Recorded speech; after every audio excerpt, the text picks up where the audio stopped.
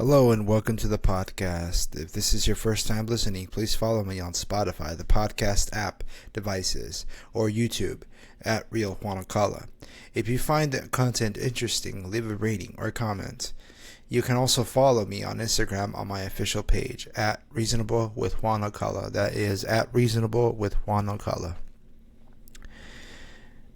I've been busy. I've been busy with school. I've been trying to accomplish my goal, which is to get good grades with my final exams, and I succeeded, guys. So bear with me here. I'm still trying to accomplish some of my goals in life, which is to get a bachelor's degree. And another goal of mine is obviously this podcast that I've been attempting to keep consistent of, but I haven't been at my best. But I think that over time, things will start to sort itself out. And thank you to all the people that have listened to it so far, that have found some value in listening to me talk about strange and abnormal topics, or even if it's not abnormal and strange in the way I describe it. I hope that it's a insightful hour with me. So yeah, this has been a very interesting journey here. What I've been thinking about has been ranging from positivity to negativity and everything in between. Lately, I started reading this book, and I finished it yesterday, called It's called Man's Search for Meaning, and it's by Viktor E. Frankl. I'll just read the back cover. It says, Man's Search for Meaning has riveted generations of readers with its descriptions of life in Nazi death camps and its lessons for spiritual survival. In the decades since its first publication, it has become one of the most influential books in America. It continues to inspire us all to find significance in the very act of living. This book is a very tough. It's a tough read, especially if you're squeamish about the details of people's starvation, people's mistreatment, and all the psychological implications that brings on to people. But really, what I found meaning in this book has been that, in spite of people suffering in the concentration camps, that people are still able to find optimism, still be able to survive through the tough conditions of the concentration camps. It's left me very grateful that I don't have to experience the horrors of the concentration camps, or anybody that I know personally is free from that. I've struggled with meaning of life questions in the past, like what is the purpose of my life? What is the purpose of all this, of reality, of society, and where do I fit in it? And this book has given me more confidence that I am on the right trajectory to find who I am and how I fit in this world, in terms of I have an innate sense of optimism to see through the pains and the sufferings of my everyday existence, whether if it's existential or if it's even practical. For me, I've always found the most pain in my existential dread of maybe what I'm doing doesn't have any point, and it's all going to be worthless. And those types of thoughts is not good to the mind, because then you start to question. You continue questioning, and maybe you won't find sufficient answers to that. I'm lucky to be alive, to be able to be there for my girlfriend, or be able to be there for my brother, my mother, my father, and to talk to them, to spend time with them is a blessing. It's a blessing, and the work that I do every day on myself is also something that keeps me going in spite of my tendency to be negative or to be angry or to be sad. In spite of all my emotions, I can still have control over my reaction towards situations in my life.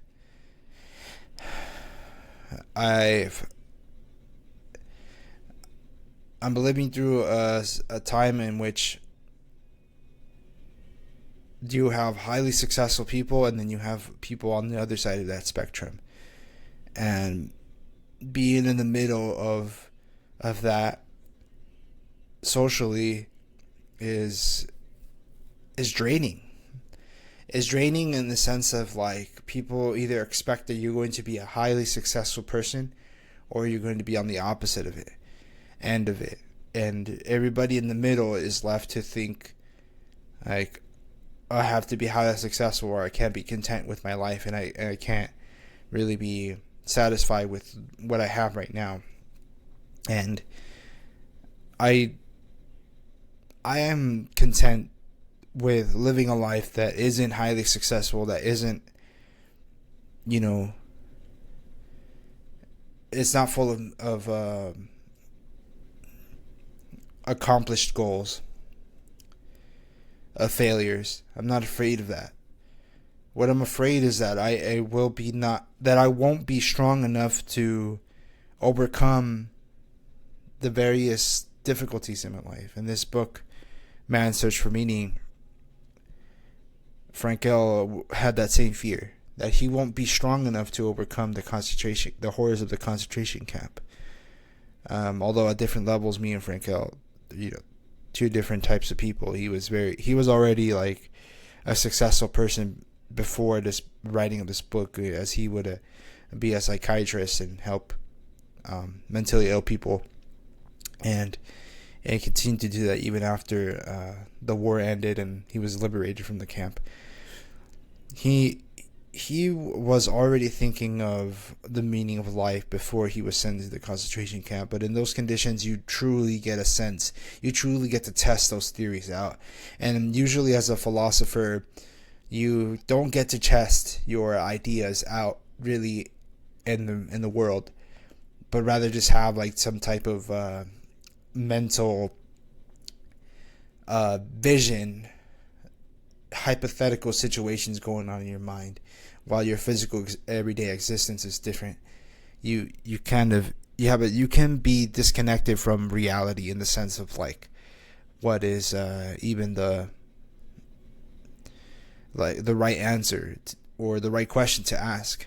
In everyday life, we have certain habits and certain ways of overcoming everyday to day, either boredom or suffering on the other end of it. And I genuinely think that I have to be careful with my words, especially when it comes to talking about the meaning of life, because this is a very sensitive topic to people, especially dealing with depression and anxiety, especially dealing with death, the death of a loved one, and chronic illness. It is very tragic that this exists in our lives.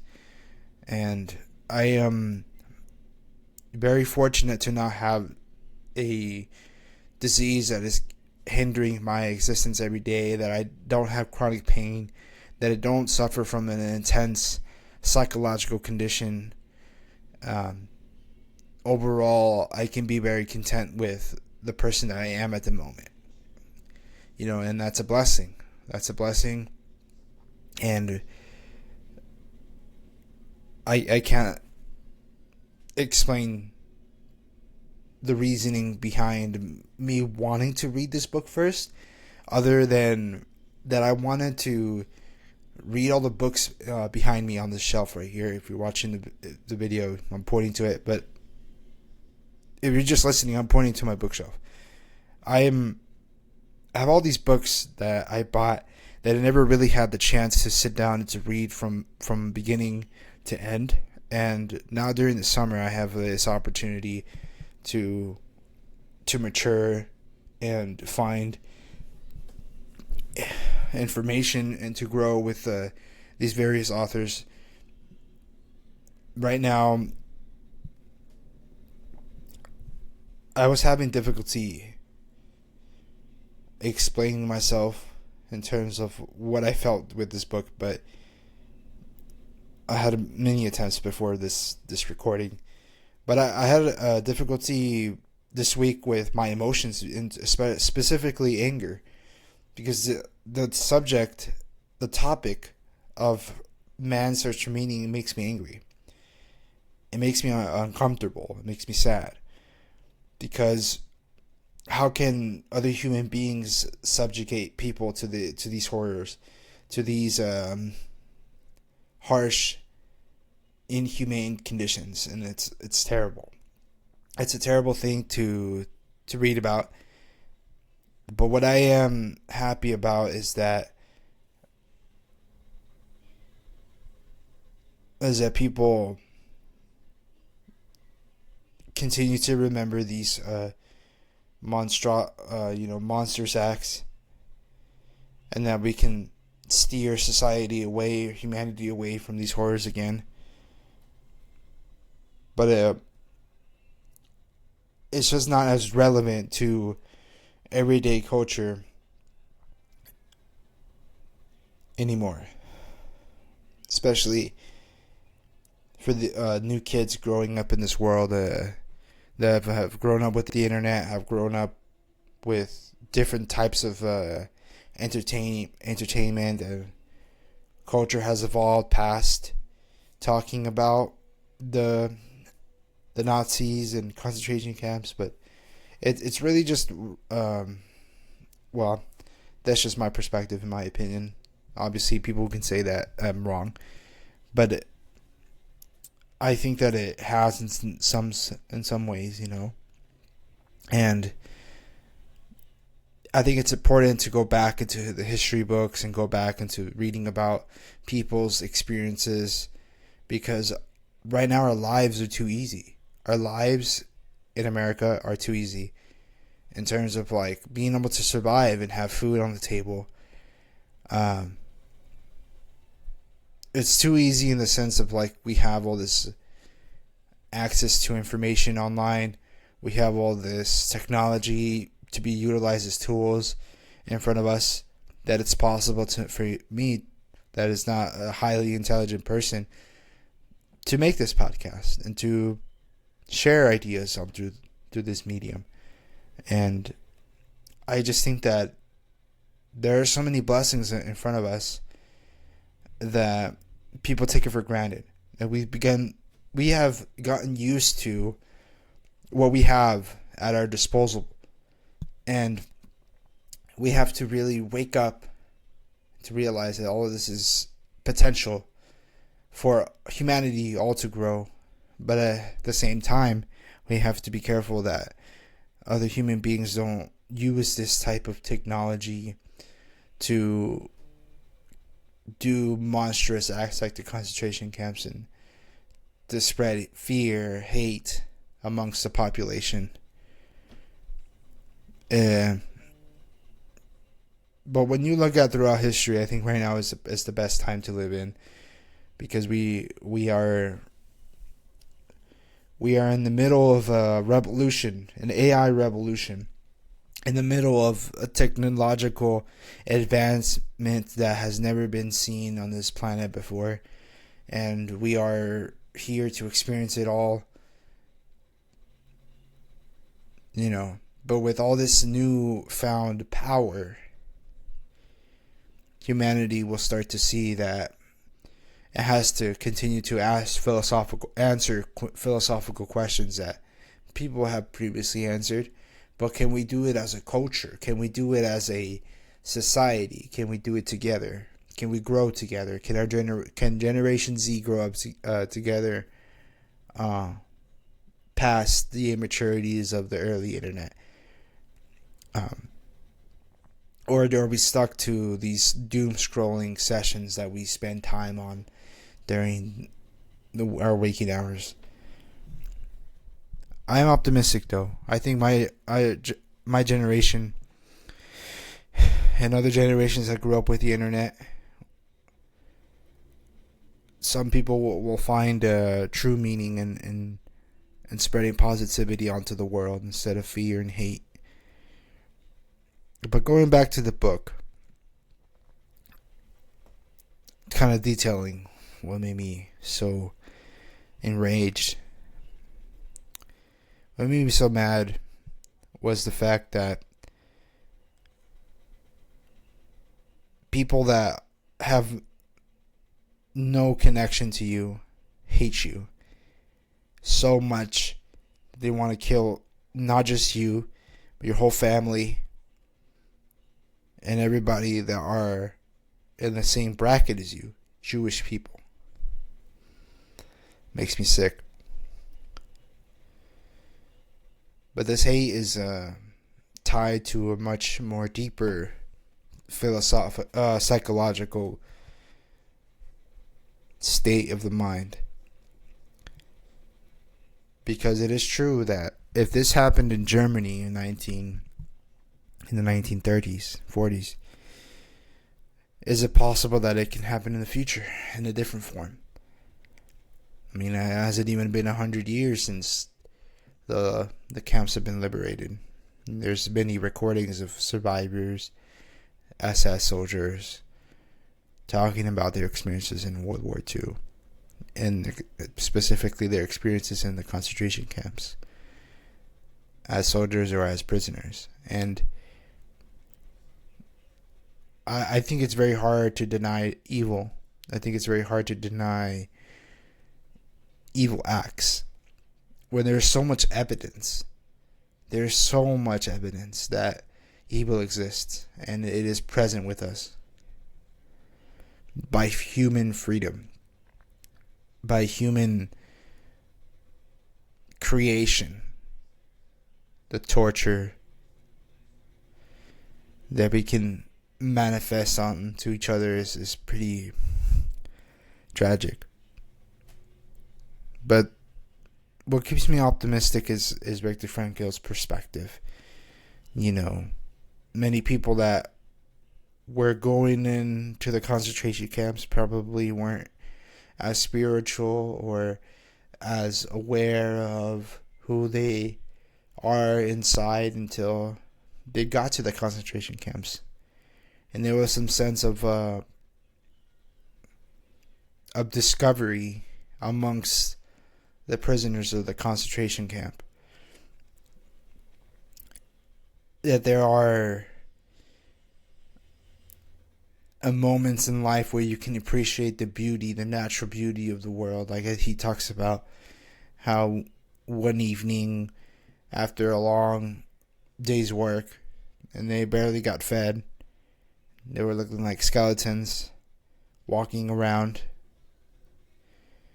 He described a beautiful sky with all the different colors in it, purples, the reds, the pinks. And one inmate said, "Look how beautiful that is." And their suffering and their pain, that human beings can still look at something and at least and have the hope, and I guess to the belief that something is still beautiful, that there exists beauty in this world is a good indicator that there is something above our physical reality, above everything. And it kind of allures to what Plato thought of this idea of like there is a spiritual realm above our physical realm. That ideas come from this otherworldly dimension onto our physical world. It manifests itself here through humanity, through humans, it manifests itself. And we are the vehicle of these ideas. I think I heard once that it's not people that have ideas, but ideas that have people. And there are certain ideas that grip people to doing certain actions. It's whatever is in their mind. And truly, this life is a game of the mind. It is a battle with yourself. It's battle with ourselves. Because truly we can decide whether or not we can give into our human instincts to act in certain ways, or to still be dignified and have a reasonable approach to life, and have values to guide us in the right direction, and virtues to guide us in the right direction. So much of my time of brooding has been of the past. Like the past, my past sucked. My past was not good growing up. And I have this pain in me. This pain that manifests itself through ideas. Through memory, really. But I can focus to think about the past, or I can focus on the future. And this is what some inmates did in the concentration camps. Instead of thinking about all of the horrible things that happened to them in the past, they can focus on the future. And even the present moment. This very moment here where you're sitting down listening to me talk on the podcast, it's either you're feeling some sort of way about what I'm saying here, sad, mad, whatever emotion, but my goal isn't for you to be left confused or to be just angry. It's to find meaning in what I'm saying. And what I'm saying is that we don't have to be angry.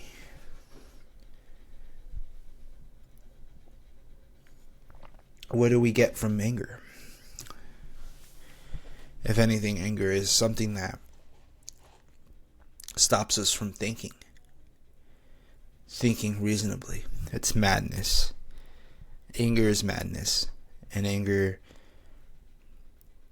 for me is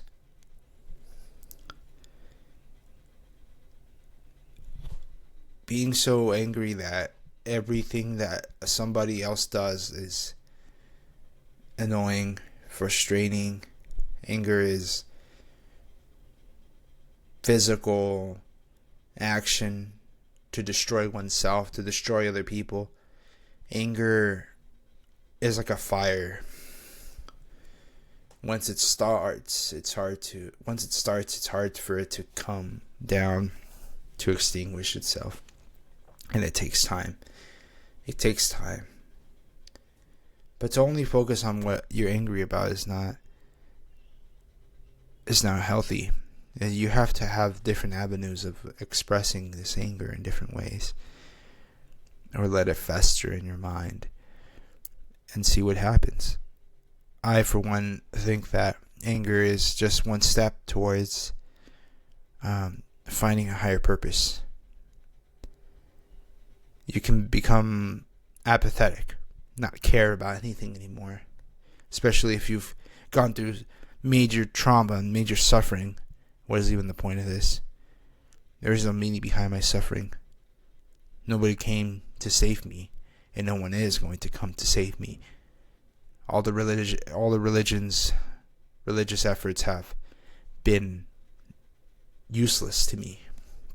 And the only thing that I have is my anger that I hold on to, because I know without it I would be empty.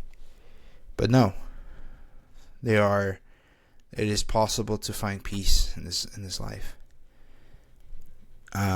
There's possibilities to find love in this life. And that is the greatest discovery of humans, is love. For me, love is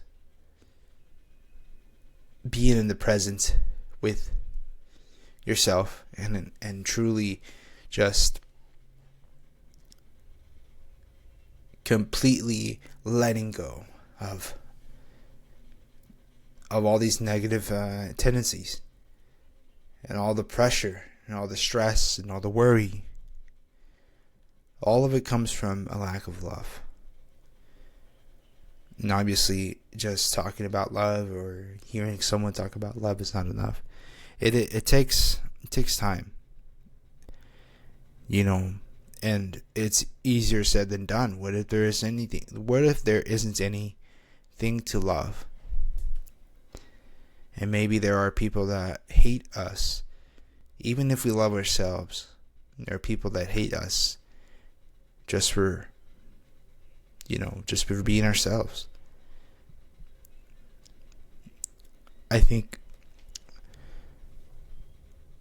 believe that their answers lie with what Viktor Frankl thought of too, in terms of like, what are the answers towards suffering and madness, sadness, and all these various emotions that people felt. I think apathy numbs the brain. It's a defense mechanism towards all the suffering that people went through.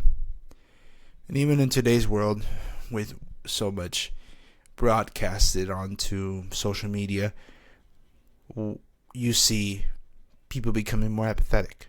This postmodern culture, people laugh at even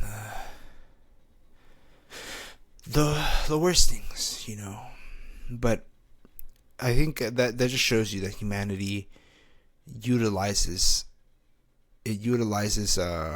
humor in a dark way to overcome its suffering, and that's perfectly fine. I think that's a good way of overcoming such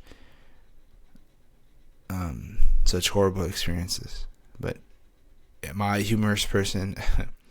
Definitely not. I would think that I have a good sense of humor, but it's not fully developed yet.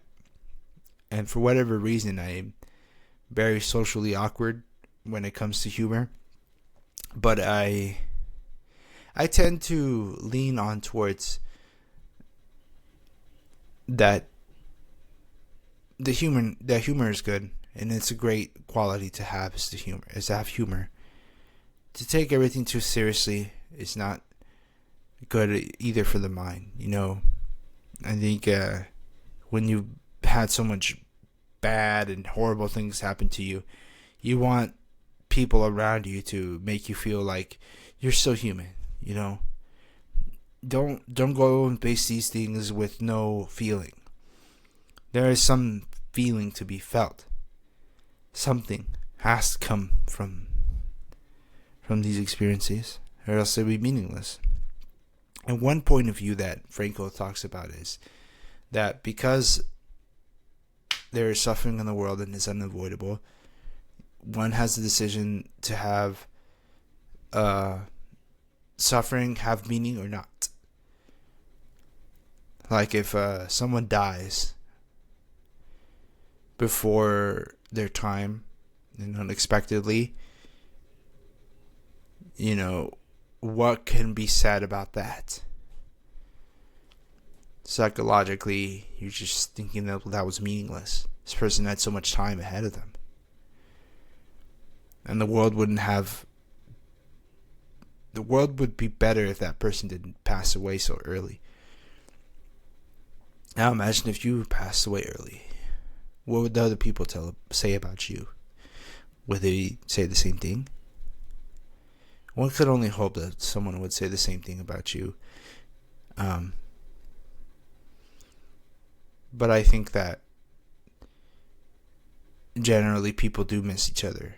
And generally people want other people to be strong and to have a new sense of purpose after such tragedy happens, and not just to stay the same, but to evolve. If I were to pass away, I would want the people around me to be stronger, to have more wisdom, to have more love for each other. And I wouldn't want them to not continue with their goals and to continue with their lives, but to continue evolving, to continue growing. And that's what I expect of myself as well. If someone dies unexpectedly in my life that was before their time, the only way not the only way, but one of the ways that Viktor Frankl has taught me through man's search for meaning, is to take suffering and see the meaning behind it. Try to find meaning in it, but not just suffer. Go out of your way to suffer because you want more meaning in your life. That's not good either. In fact, there's a word for it. I think it's called masochistic. A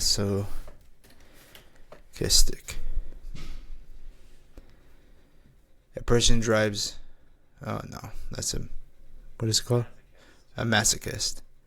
That's more like a person who drives sexual gratification from their own pain and suffering. I don't think it's that. I think there's another word for it. What is it called for when someone enjoys pain? Masochist. I guess it is that, but it says here, when someone derives pleasure from experiencing pain, they are called a masochist. Masochism is the opposite of sadism, which is someone derives pleasure from inflicting pain on others. I think there are people that are masochists and they like the pain, they like the suffering, they like to suffer in their own lives, but generally people can't be sustainable. Because too much pain and suffering in life is not a life at all. You have to have the good. There has to be good in life too, to be able to enjoy it, to be able to find pleasures in the small things, and in pursuit of higher pleasures and fulfillment in life. But yeah, I'm not totally convinced that suffering needs to exist in order for one person to find meaning, but you can't have meaning without suffering, if that makes sense. Suffering is inevitable in life, whether if it's from pain, like I've said before, or from someone dying, and then it comes in different formats as well. So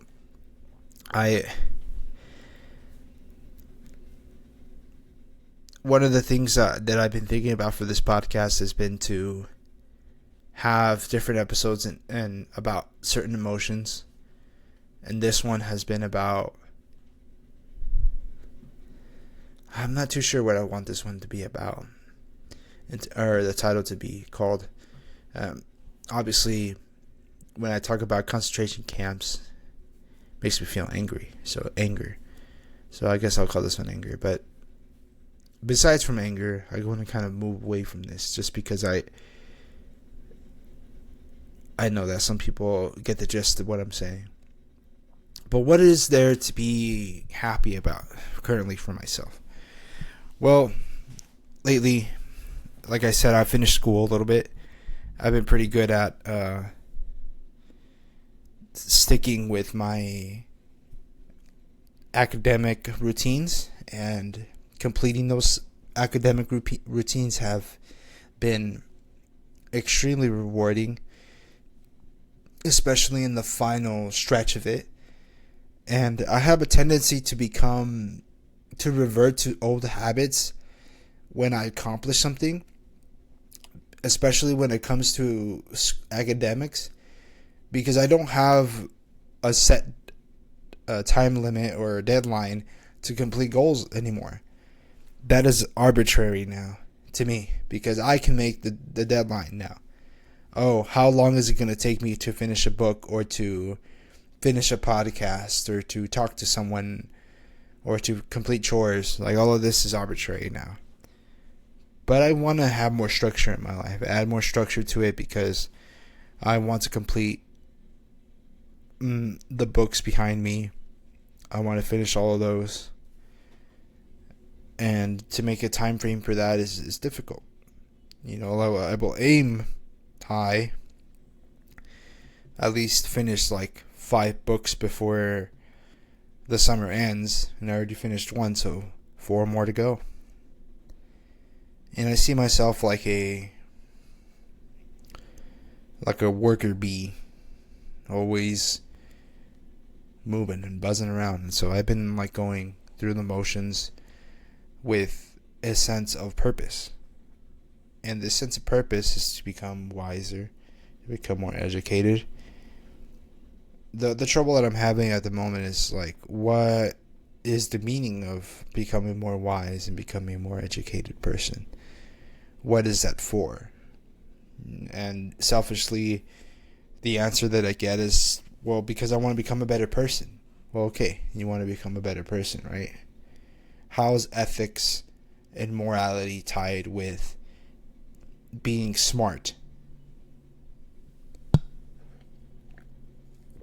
or having knowledge? It could be even worse when you know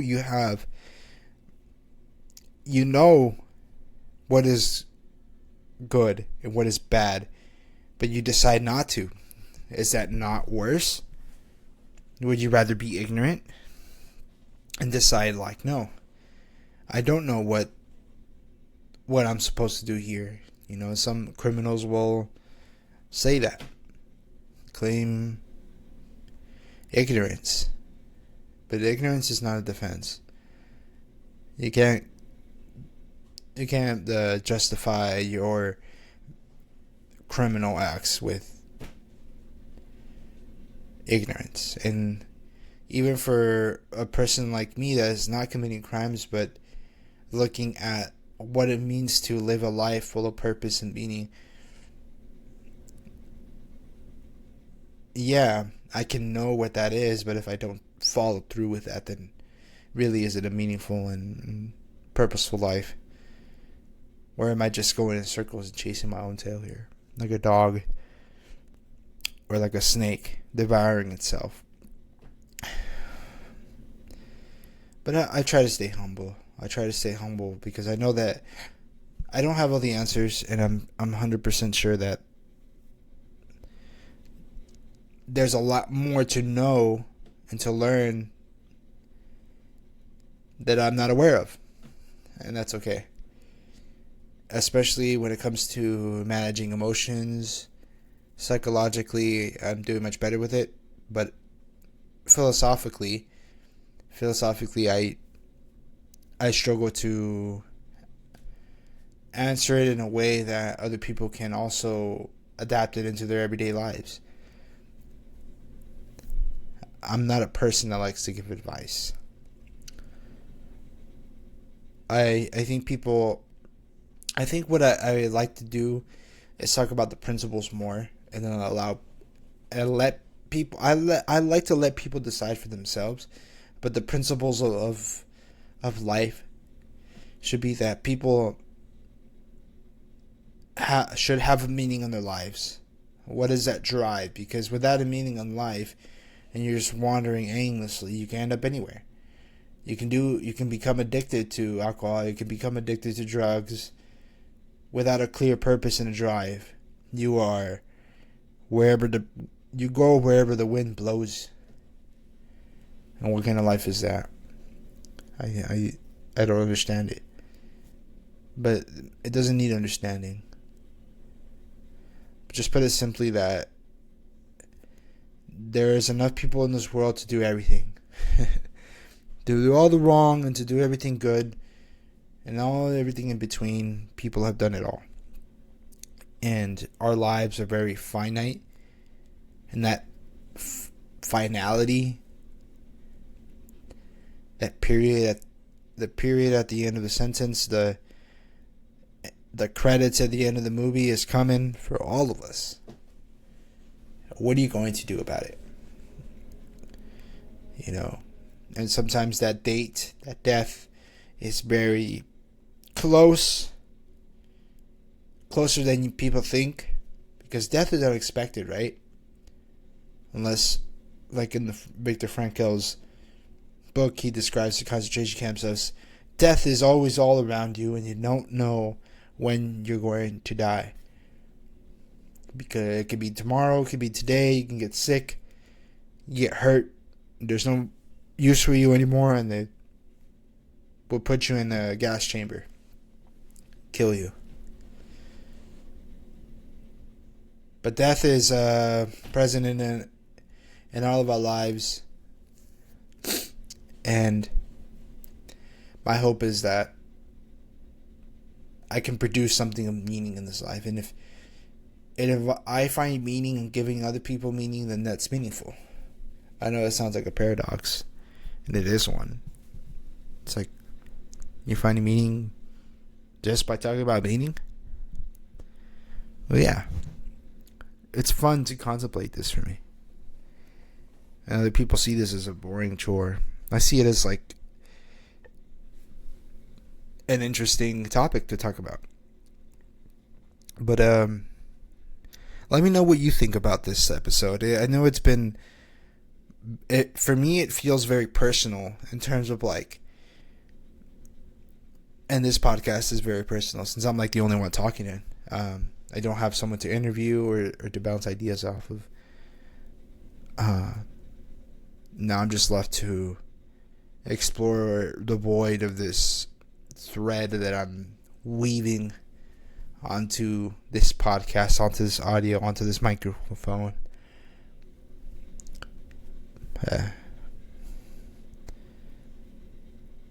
But my point is always the same. It's that there's suffering all around us, and people suffer in silence sometimes and don't speak up onto, because they don't want to burden other people with their pains, because they see that their pains are burdens. It's that some pains are unnecessary. And when I mean unnecessary, it's really just the agony of talking about this pain.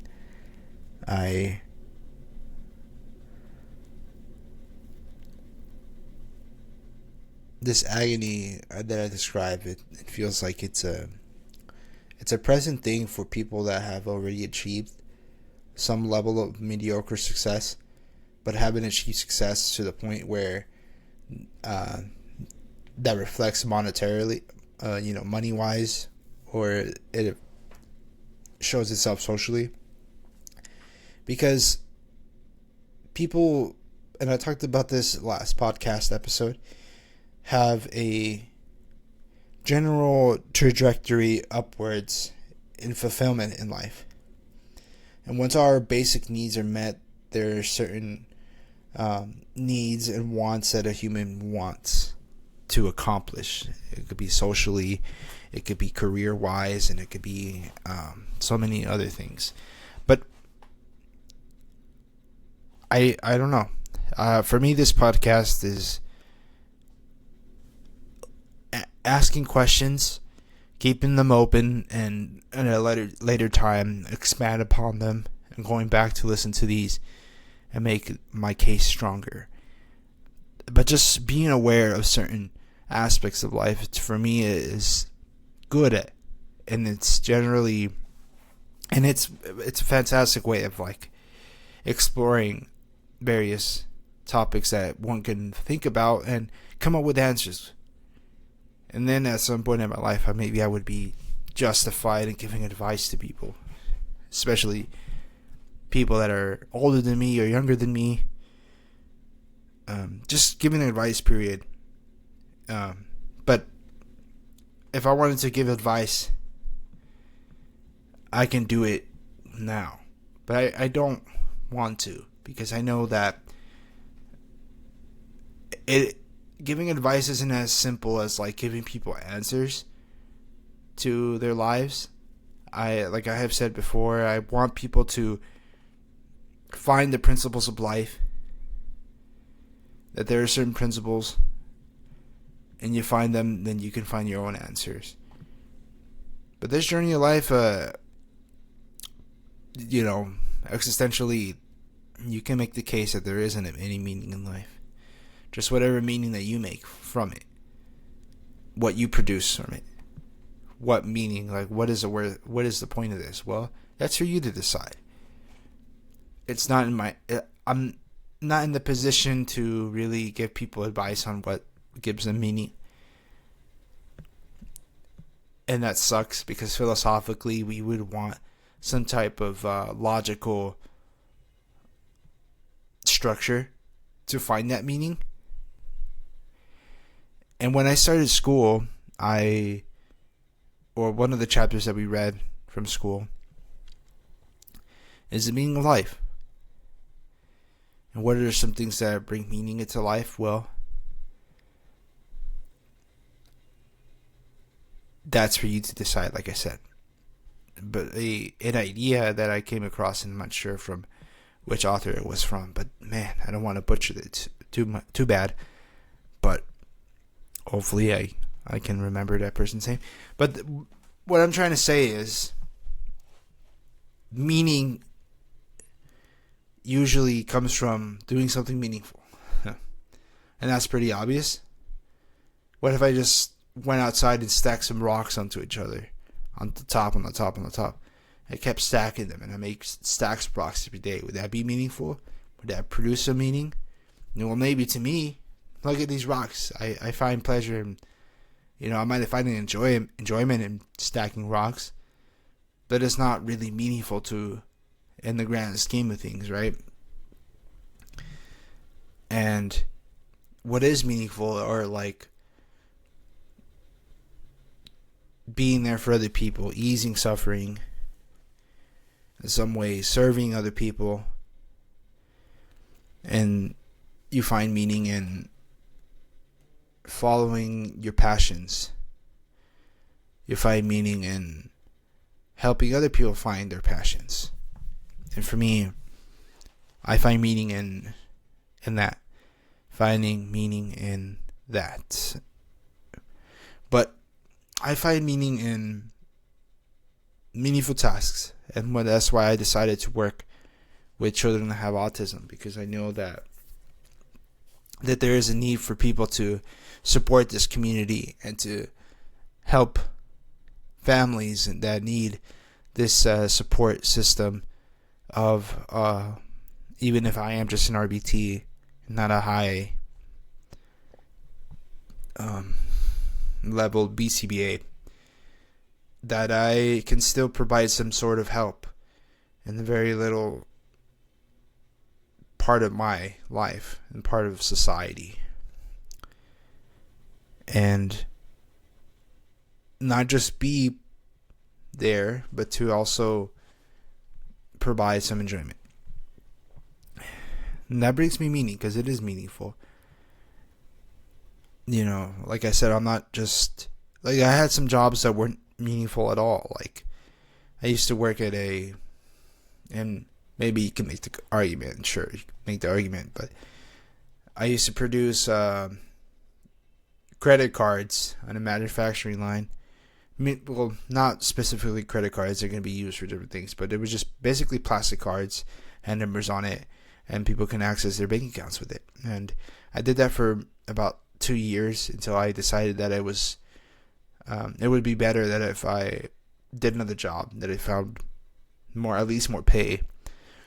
But I did that job for 2 years, and I didn't find any meaning in it, because I always thought in my mind, like, well, one day all of this is not going to be functional. Then everything's aim is going towards being digital anyways. I just thought ultimately that it wouldn't be a productive thing to master. And so I had that attitude throughout my whole entire span in that job. But I do regret not treating other people with some sort of respect and treating people with kindness. Was I an asshole to everybody? No. But I have my moments of being moody and being just out of sorts. But this job took advantage a lot of people's kindness, and I think that people that wanted to do overtime, they got their wish. And there were often nights where I would be by myself working on machines that would break all the time, and people didn't have any answers to how to fix it. Just kind of suffer. And so I was suffering at this job, at a job that I didn't care about, at a job where I had to spend more time in doing work, and I hated it. I hated every second of it. But what got me through it was the meaning of, like, okay, one day I won't be here. One day I will be doing something else that I do find enjoyment in, and I will be okay. And I found my opportunity to go back to school, and I did. I took advantage of that. And through going back to school, after going, I think I had a 1.0 GPA, like almost failing out of community college and losing the opportunity forever, I decided to go back and to make my desire and make my dreams come true. But even after graduating, I had felt this type of apathy in me, this enraged person that still exists in me, that I didn't find fulfillment in completing my school. And I had a feeling that other people didn't care about it either. And so that added on to my discontentment, and that ultimately led to some depression. Because, well, like, I suffered for a long time at a job I didn't like. I went back to school because I thought it was going to help, and then it didn't help, ultimately. So why am I back at school? Why am I doing this podcast? Well, let's see where this experiment goes to. That's my mindset. This curiosity and willingness to put myself out there. And this courage, I guess. And then this courage, or, it could be full of foolishness in the future, where I would regret what I produced here for you guys. But the only regret would be not doing it at all. And that's what I carry with me, because I had a podcast when I worked at that job, that 12-hour shift job. And I'm so relieved that I don't work there anymore. It was torture. It was horrible. I remember nights just being completely frustrated and not being able to do anything about it, about machines breaking, about coworkers not helping. But what I found enjoyment and passion in that job was that I had the responsibility as a worker to produce, because I wasn't making credit cards specifically, but I was making like these paper informations. I guess it's like how to access the card or whatever, and it goes inside of an envelope with these cards. And so if these papers inserts if they're not present in the envelope, then the whole operation kind of slows down. So having that responsibility to make these inserts was so important to me and important to the company, because I knew that my efforts would be, at least someone was going to be happy with having them there, rather than not having them there. And that's what got me through some tough days. And it was that suffering that allowed me to realize that just because I'm suffering and being angry at this job doesn't mean I can't direct the anger in a productive way. And even now, I know that just because I accomplish things in my life isn't going to make me feel fulfilled or even make me a better person. But yeah. So I guess I'll start wrapping this up. This has been Reasonable with Juan Alcala. Thank you for people to thank you for the people supporting me and hearing me out and ramble on about various topics that I'm interested at the moment. But please please subscribe, please let me know how I'm doing. I want to get better at this, and it's genuinely something that I find passion and pride in doing. So yeah, thank you for listening, everyone, and check out this episode on Apple Podcasts, on Spotify, on YouTube. Follow my Instagram page. I'm thinking of producing clips so you can enjoy the content of this episode without having to listen to the whole thing. Forever grateful for those people that do find the whole episode enjoyable. And if you don't, that's okay too. There's a little bit of everything for everybody on this show. So thank you, and have a great week, everyone. I love you. Love yourself. Respect yourself. You got this.